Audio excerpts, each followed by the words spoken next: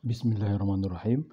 Bagi saya, anggota DPRD sebuah kabupaten, tepatnya Kabupaten Lumajang, ketua lagi, tidak hafal Pancasila itu, tepatnya tidak hafal dengan baik Pancasila itu, khususnya sila keempat, itu kasus besar. Nah, kenapa itu disebut kasus besar? Kita lanjutkan dan kita biasakan terlebih dahulu untuk pandai-pandai berzikir. Kita latihan berzikir terlebih dahulu. Astagfirullahaladzim. Sampaikan itu ke Allah, pengakuan kita bahwa kita minta maaf. Astagfirullahaladzim wa atubu ilaih. Astagfirullahaladzim, innahu kana ghafara. Bagi anak laki-laki, ini doa khusus bagi ibunya yang sudah almarhum. Astagfirullahaladzim, innahu kana ghafara. La ilaha illallah. La ilaha illallah. La hawla wa la quwwata illa billah. Subhanallah. Walhamdulillah. Wa la ilaha illallah. Wallahu akbar. Subhanallah. Walhamdulillah. Wa la ilaha illallah. Wallahu akbar. Nah, kenapa ketua DPR dari partai PKB, dari partai Islam lagi tidak hafal Pancasila? Kenapa itu sampai disebut kasus besar? Karena bagi kita, bagi pemeluk agama Islam, bagi kaum muslimin, agama Islamlah yang paling dekat kepada Pancasila. Pancasila bisa menjadi jalan untuk merangkai, untuk mengembangkan bahkan kaum muslimin di Indonesia ini.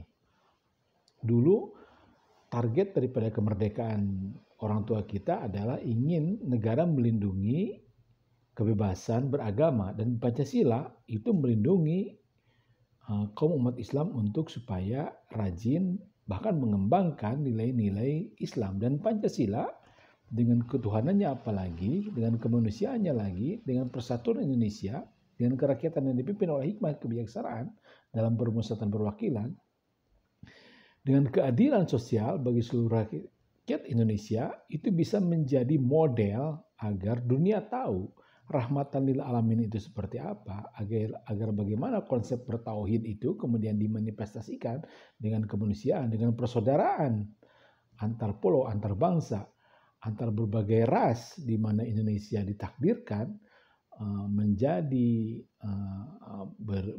beribu pulau, beratus suku bangsa, berbeda bahasa dan berbeda agama. Nah, sebagai kaum muslimin yang punya konsep persaudaraan, maka Pancasila membuka jalan untuk menjadikan Indonesia sebagai etalase dunia. Etalase apa? Etalase kaum muslimin, etalase beragama, bernilai.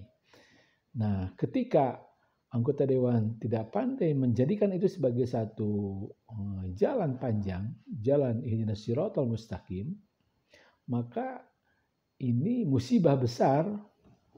Saya kira bukan masalah jangan sampai ada lagi kasus anggota dewan tidak hafal Pancasila, tapi ini cerminan bahwa kaum aktivis masjid itu tidak konsen menjadikan negara sebagai alat dakwah, sistem bermasyarakat, sistem bernegara, dan di situ ada Pancasila, itu tidak dijadikan, itu tidak dihormati, tidak dikembangkan, tidak dihargai, tidak dipahami sebagai alat kita untuk berdakwah.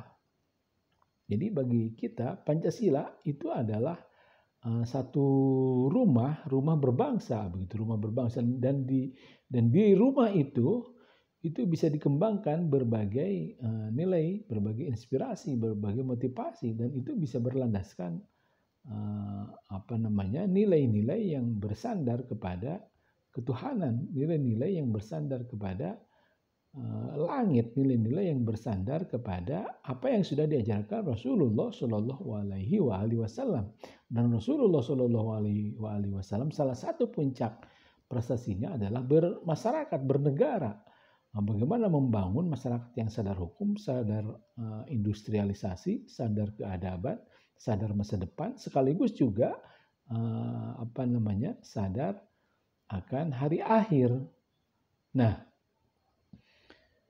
ini kasus anggota dewan tidak hafal Pancasila, bisa jadi ini juga ya satu lecutan bagi bangsa, terlebih bagi kaum agamawan. Wallahu a'lam bishawab.